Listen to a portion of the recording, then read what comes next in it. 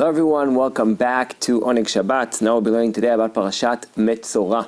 Parashat Metzorah finishes the discussion of Tzaraat. We saw in Parashat Tzaraat, we learn about A, the Tehara of the Metzorah, B, we learn about Tzaraat HaBatim. Afterwards, we continue the whole discussion of Tum'ah v'Tahara, which we started already in Sof Parashat Shemini. We continue with all different kinds of Tum'ot and the way to mitahel from them. Now we'll start with today, we'll discuss will be the Torah Metzorah b'yom ta'oroto. We see in the beginning of the parasha, which is the ceremony of the purification of the Metzorah. We see a very interesting, a very complex procedure. It has two parts to it. The first part, after the Kohen meets him outside and sees that he is done with the Tzaraat, b'tziva Kohen takes these two birds, shte tziporim chayot teorot, pasuk dalet, ve'etz erez, ushni tolat, ve'ezov. That's a ceremony that happens outside the machaneh. Afterwards, he's able to come into the machaneh. After in the seventh day, he has to shave all of his head. In the next part, Bayom Hashemini, we see that he's brought into Ohel Moed. There he brings his korbanot, and we have some more Za'at Adam, Velakach HaKohen Midam HaSham, Pasuk Yudalet, Venatan HaKohen Al-Tenuch Ozen HaMitaher HaYemanit, Ve'alboin Danit, Ve'alboin Raglo HaYemanit, and then the Shemen Ezor. So we see two different parts. Why is it such a complex procedure?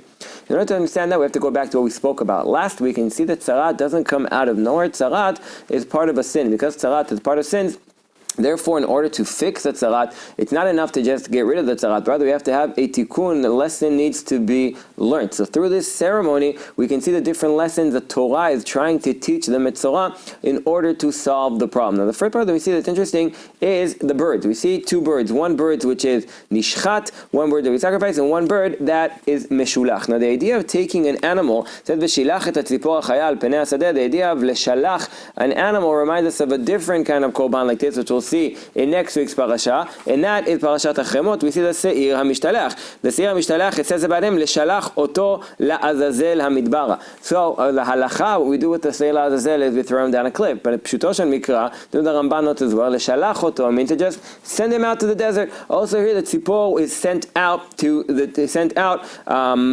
Pnei Hasadeh. The idea maybe is to come to show, just like the Seir la'azazel is Noseh et ha'avonot shel Am Yisrael, just like he carried his avonot and we send him out. Also here, we take the avonot of the Metzorah and we send him away. Now together with that, we have the complexity of a tzipor shechuta and a tzipor chaya. Rashach Hirschteig notes that maybe this is a symbolism that has to do with someone in society. On the one hand, when you're part of society, you don't get to choose what to do. On the other hand, you are a free person, you do get to choose what to do. So we try to tell him to find the combination between them. We have someone who sat outside of the machaneh. We're trying to bring him back in, trying to teach him a little bit about what it is to live inside a society, to live inside a community. Another interesting point that we see here is a connection between the tekes of the Metzorah and the tekes of the Kohanim during Yemei HaMiluim. First of all, we see that 7 days he's out, and on the 8th day he comes in. Reminds us again of what happens by Yom Hashem in Parashat Shmini. We learn about how the Kohanim become Kohanim. But beforehand, in Perek Chet, in Pasuk of Gimel, we see that part of the process of making the Kohanim Kedoshim is Vayishchat, Vayikach Moshe midamo, Vayiten tenuch ozen Aaron Yemanit, Ve'alboin yado Yemanit, Ve'alboin raglo Yemanit. He takes the blood and throws it on, just like we see the same thing with the Metzorah. What's the connection between the two? I think the idea in both places is to show that we're upgrading a person. During the Yemei HaMiluim, we're taking a regular person that was born Shevet Levim, we're turning him into a Kohen, to someone special going to work in the Mikdash.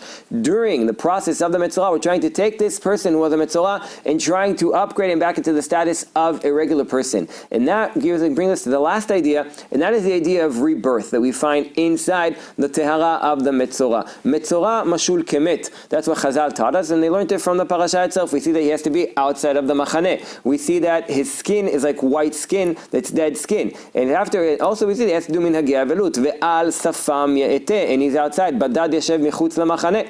All of these show that a Metzorah is mamash mashul kemet. So the process is full of rebirth. We see it in the red color. There's a lot of blood, as we saw before, and also it tells the tolat, b'shni tolat, also is a red color. The idea is a lot of red to show like the blood coming back to his body. More than that, when he shaves his head on the 7th day, gilach et kol sarot, rasho et zkanot, gabot einav, et kol sarot golach, he's like a newborn child, a child that comes out with barely any hair, a child that comes out.